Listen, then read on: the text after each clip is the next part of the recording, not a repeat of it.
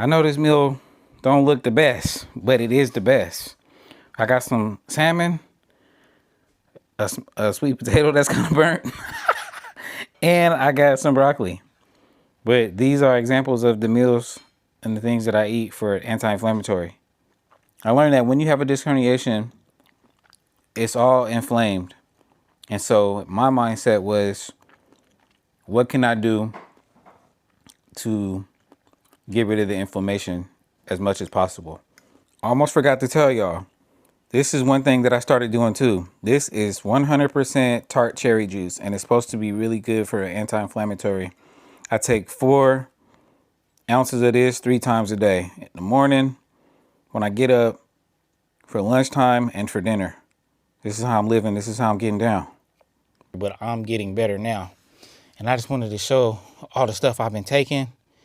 And I'll tell you a little something about what I've been doing, trying to get better. So right here, I got some magnesium pills. And these are magnesium glycate pills. I've been taking 2 of these pills every single day. And this over here is a small little vitamin D supplement that I've been taking. And I have some vitamin B12 complex. Just wanted to see how big those pills are. They're pretty big, and they got a little smell to them. And then, what is this? This is a vitamin C supplement. I was taking the gummies, these ones, the vitamin C gummies, but I found out that the vitamin C gummies got sugar in them, so I stopped taking those because I'm doing an anti-inflammatory diet. Everything that I consume and eat don't got no sugar in it. Super disciplined diet.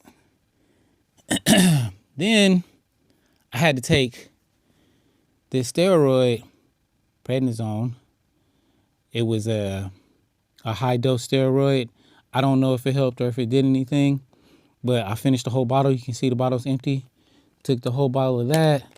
And then I have gabapentin.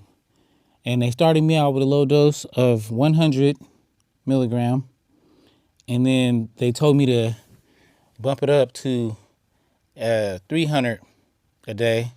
But that didn't really do much. So I started doing 300, and then 600 at night for pain.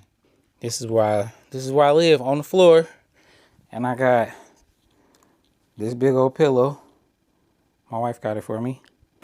One last thing, a couple more things that I got for the healing journey. Got one of these too. This is like a thing for my hip, because my hip started hurting from sleeping on the floor so much. So I got one of these pillows, and then you gotta have one of these grabbers, especially if you can't do nothing, because, you know, it's an extension of me now. So if something way across the room, I can just grab it, and I don't gotta try to mess my back up. And another thing that I started doing too, to help myself heal, was I started sitting on a chair. I'll show you this exercise. Now, I don't have physical therapy yet, but I did my own. So what I started doing was, I would sit on this chair, and then I would make sure my back is really straight.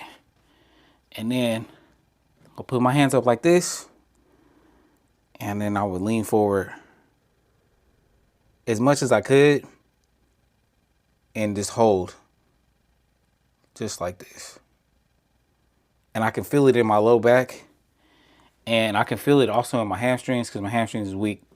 So I only did the stretch as far as I could go, because it started hurting. Once you go a little bit past like right here, at least for me, if you got the L5-S1, it starts stinging. So I don't try to push through the pain. I just stop, and I just held it right there. And then my back was a little sore. I noticed that my back was sore, but I feel like I'm getting better.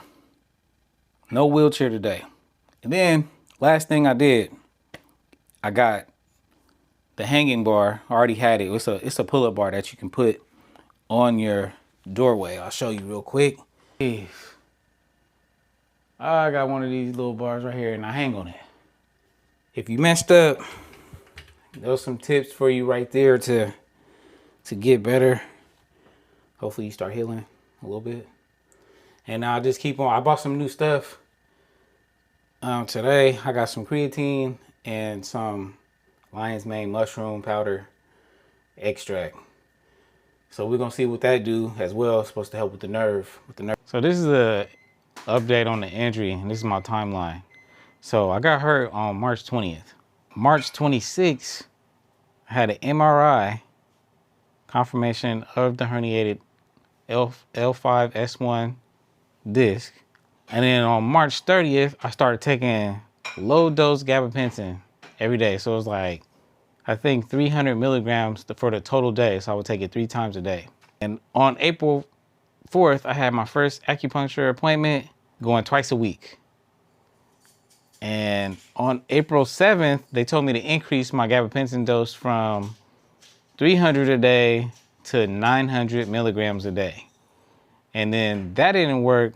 So they said, maybe like a couple days after that, they said increase it to 300 to 600 a day, for especially at nighttime, because that's when I had the most pain at night.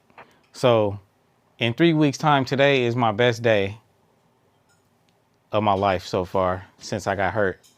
I've been able to walk without a wheelchair. I've just been using my cane.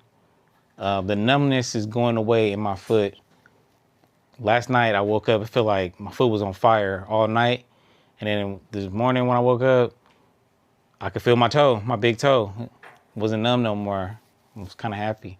But that's what this video is. It's an update on the injury, everything that I've been doing, my meals, all of this stuff, just to help someone else maybe be going through the same thing.